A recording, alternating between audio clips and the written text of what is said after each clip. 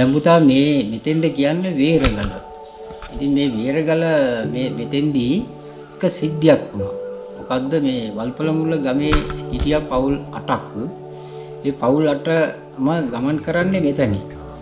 ඉතින් එක දවසකදී මේ ගමන් කරද්දී දෙපැත්තෙන්ම කට්ටිය මේ මුදුනට එද්දී මෙතන පොඩ්ඩක් උඩ මේ වේරගලේම මෙතන හිටියා අලියා. ඉතින් අලියා කියන්නේ අලියාට මෙහි කට්ටිය බයයි. ඉතින් අර එහා පැත්තේ මේ දෙපැත්තේ ඉද්දී එහා පැත්තේ කට්ටියක් කිව්වා අලියා එනවා එන්න එපා කියලා. ඒ කියද්දී මේ කට්ටියට ඇහුනේ නැහැ. පාරට හරියට එනකොට අලියා දුවගෙන ඇවිල්ලා අලියා ගැහුවා. නමුත් කිසිම හානියක් වුණේ නැහැ.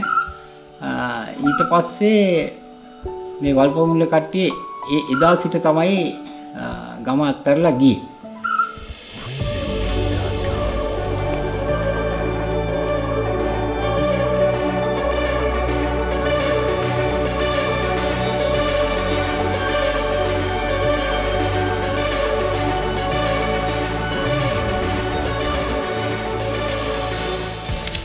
හරිම ලස්සන දැනක්.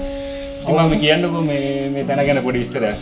පුතා මේක මෙතෙන්ද අපි කියන්නේ වල්පලමුල්ලේ වැව කියලා. එතකොට මේ වැවට වතුර පිරෙන්න පුතා වැහිකාලෙක.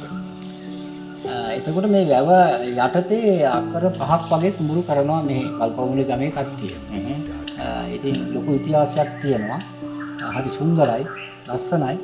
ඒත් එකම අර ගලට කියන්නේ පුතා ගෝණ ගල කියලා. මම පේන ගල. මම පේන කියන්නේ මේක ඇල ගෝණ ගල. අරක සුදු ගල කඳු. හරි ලස්සනයි. අපේ මේ පොළොංග පැත්තේ සංචාරක පිරිස ආදරෙන් මෙතන මුක්ති විඳිනවා සතුටු. දැන් හරිම ලස්සනයි නේ. අත්‍තරම හරිම නිදහසක් දැනෙනවා මේ තැනට ආවට පස්සේ. හරි එහෙනම් අපි තව පොඩ්ඩක් ඉස්සරහට ගිහලා බලමු නේද? හරි පුතා. හරි.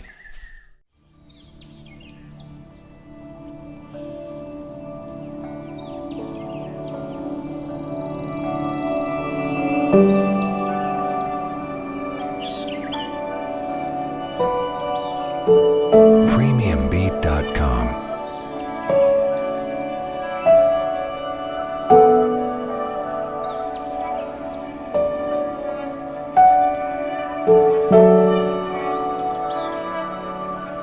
Premiumbeat.com.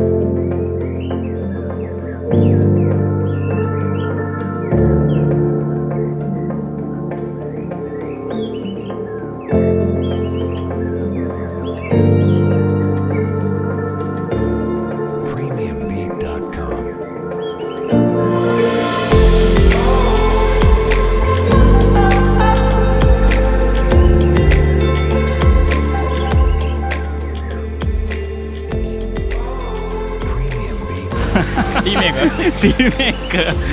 අපේ ටීම් එක. මෙයා පැත්තේ අපේ ටී ඩ්‍රින්කර්. හරි දැන් අපි දැන් තේ බොන වෙලාවයි. අප්‍රස් කොමුද තේ එක? කම්පාට. thank you. ඉන්න ගමු bro. කො මාමා? ආමේ.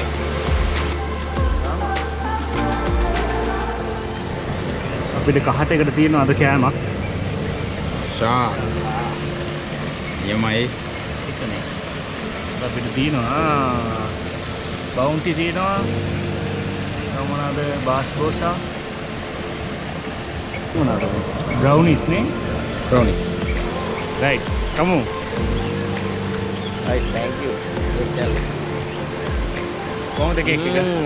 wow that's nice සුපිරිද? අනිවාර්ය එහෙනම් හොඳයි. bro අතන මං කන බ්‍රවුනි එක.